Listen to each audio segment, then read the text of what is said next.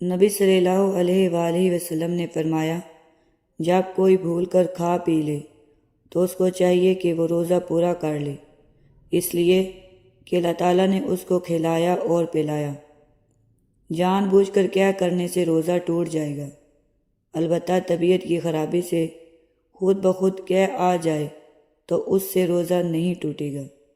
نبی اکرم صلی اللہ علیہ وآلہ وسلم نے فرمایا، جس کو خود کیا آ گئی اس کا روزہ برقرار ہے، اس پر قضا نہیں، اور اگر جان بوجھ کر کیا کی تو اس کو چاہیے کہ وہ قضا دے، اور وہ کفارہ ہے ایک گردن آزاد کرنا، یعنی کسی غلام کو آزاد کروانا، یا بلا ناغہ متواتر 2 مہینے کے روزے رکھنا، یا 60 مسکینوں کو کھانا کھلانا۔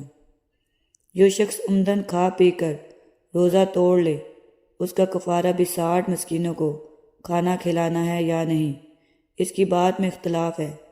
بعض علماء نے مذکورہ صورت پر قیاس کر کے اس کے لیے مذکورہ کفاروں میں سے کوئی ایک کفارہ ضروری قرار دیا ہے، لیکن دوسرے علماء کے نزدیک اس کی جگہ ایک روزہ رکھ لینا اور توبہ استغفار کر لینا ہی کافی ہے۔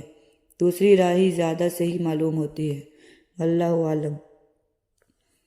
گلوکوز یا خون یا کوئی اور غذائی مواد کسی ذریعے سے اندر داخل کرنے سے روزہ ٹوٹ جائے گا، کیونکہ اس کا مقصد پیٹ کے اندر کوئی چیز پہنچانا ہے جو روزہ ختم کرنے والا ہے۔